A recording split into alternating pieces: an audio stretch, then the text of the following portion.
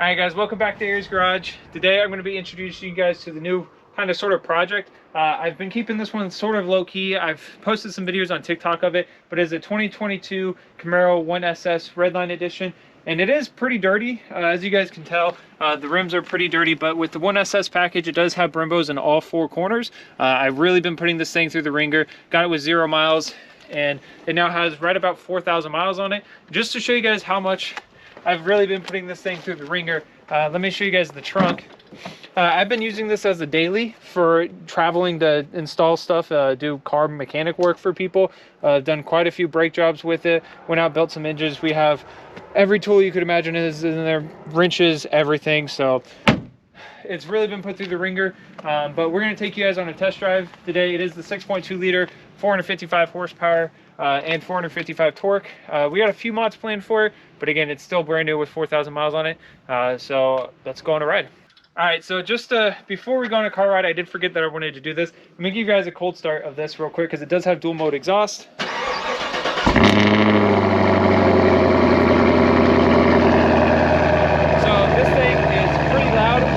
Almost as loud as what the Camaro or the Nova was whenever it's running, but this thing does get pretty quiet. It does have dual mode exhaust, so it's got about 4 or 5 different settings. This is in track mode. It's pretty much what I drive with it in, but we'll show you guys what it sounds like from inside the car. All right, so again, this is the Redline option. So we got actual knee pads here. One thing I always like to tell people is Chevy actually calls these knee pads, so they're meant to be used demand spread. And we got red over here. We got red seat belts. And like I said, I daily drive this thing, so my girlfriend keeps a blanket in here because it gets pretty cold here in Missouri, and we're already in winter time. But we got an SS steering wheel. We have the technology package, comes with an 8-inch touchscreen.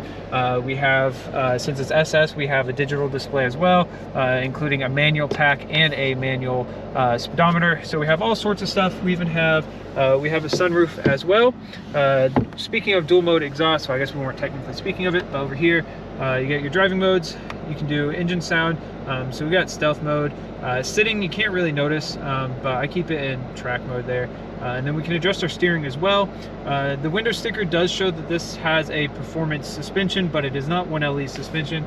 But we have our digital readout for the temperature, all that stuff. We have different modes here. We got right now it's in sport mode, track mode, snow and ice. We go up to tour mode. I typically like to keep it in sport mode, but other than that, I showed the sunroof. I think it's. You can also see in there too, there's the 4,000 miles that's on it now. So yep, and I did, again, I got this with 0. You guys can go check out my TikTok. I believe I showed that it had 0 miles on it when I got it. Well, it might have had like 12 miles on it. I don't remember, but either way, it was fresh off the trailer the day I went and picked it up. But now that it's a little bit warmed up ever so slightly, the RPMs are down, we're gonna go on a test drive. Eli's only ridden in this a few times, so we're gonna show him a little bit about the Chevy life. All right, so we just got it up to temp. We've been driving around for like 5 minutes at the absolute most. Again, we're still in sport mode, and we are in, we're gonna say we're out in Mexico. So, you know, we're following all the local laws and stuff. Oh yeah. Since we're in Mexico. But since it's warmed up, we're doing about 55 right now, so 55 roll.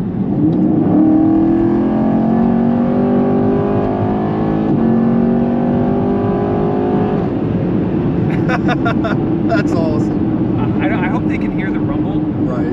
I guess the sun's blocking. We might have to hit it the other way. Right. But yeah, that was, we went up to about 100 there, so we gained about 50 miles an hour just very quickly. This thing, I think these things hit 0 to 60 in like 3.5 seconds or something like that. Yeah, that sounds about right.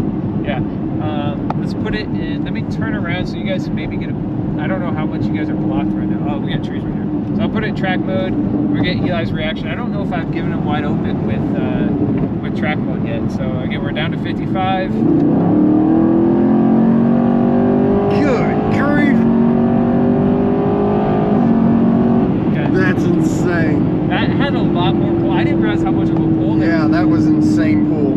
That was crazy. I didn't think the G forces were going to make that big of a difference between the modes. And I gotta say, I will give it to Chevy. I've driven a lot of Fords anyway. I haven't driven a Mustang or anything, of course. Right. But like my dad's Expedition, Alex's Escape, and stuff like that, they have the mode selector, and I never noticed the difference between the modes. Between the modes, yeah. I've never noticed anything, but this really makes a difference. Yeah, I can definitely tell you. So I've driven a 2010 Mach 1 package Mustang 5.0, and that has got insane pull on it compared to the Mustang. You know, as far as that goes. This has 0 mods done to it. We have a few things that up our sleeves that we're planning on doing, but this has nothing this done is to it. Completely bone stock. 455 horse. Again, it's only got 4,000 miles on it. And the nice part about this is it does have a lifetime warranty. I feel like bad because of the sun, but I'm trying to kind of keep it out of there. We'll see what we do today. Hopefully you guys can see. Drop a comment if you guys can see if it bugs you. Again, we're out in Mexico, so it's kind of hard to see. But yeah, we'll get turned around. We'll do a few more pulls, and then we'll just go cruise around a little bit. The suspension on this thing is really comfortable. Yes, it rides very good. I would have thought. I do plan to lower it. I know I was telling Eli about that, and I'm worried about losing the ride quality. Right. But we'll see. All right, so here's track mode again. Holy cow. That's insane. And just to show you how amazing all the modes are in this, I'll put it in tour mode. And the exhaust is still track mode and everything, but it still has...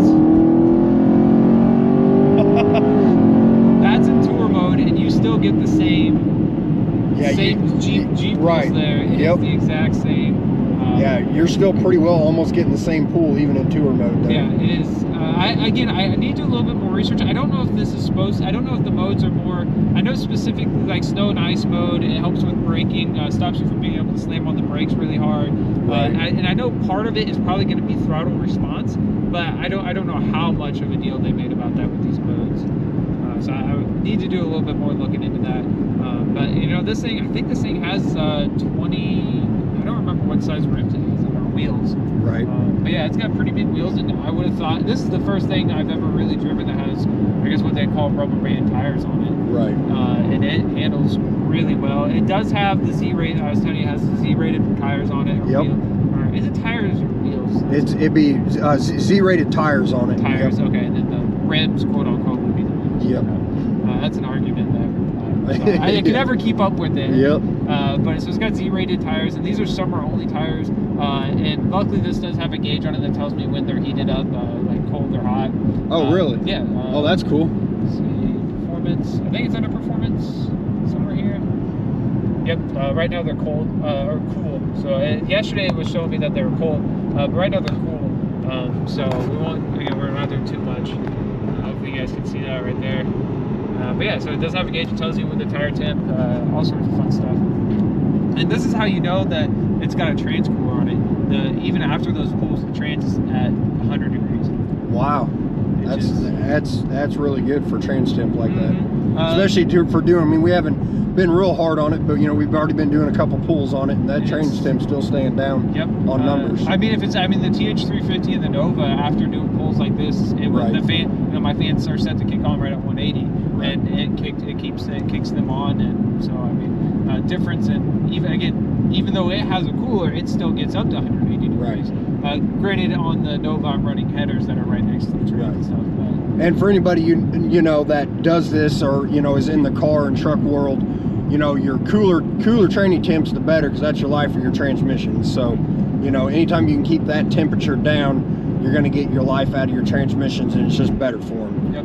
And I mean, we drove it for a few minutes before we really put our foot to it. Right. So we weren't out being too stupid with it. But I mean, I do have a lifetime warranty on it. Oh yeah. But yeah, I did. Part of the reason I got this is it has a lifetime warranty on the powertrain. So I couldn't pass that up. Yeah, that's awesome. I don't know what kind of. Drop a comment, guys. Let us know what kind of mods you guys want to see us do. I've always been anti-LS platform. I know this is an LT1, so it's not the exact same as an LS platform. But I've been watching, there's a guy on TikTok named Toby. He's got an LT1 build of this, so it's one tier below the SS. Okay. And he did the Z01 front end on it, and he's putting the Whipple supercharger on it from a 1LE. Oh, that's insane. So he's got less packages than I do, but he's building it up to pretty much be the 1LE. Right. But he's also, it's great. I mean, the guy's, I don't know what he does for a living, but he probably makes a little bit more money than I do.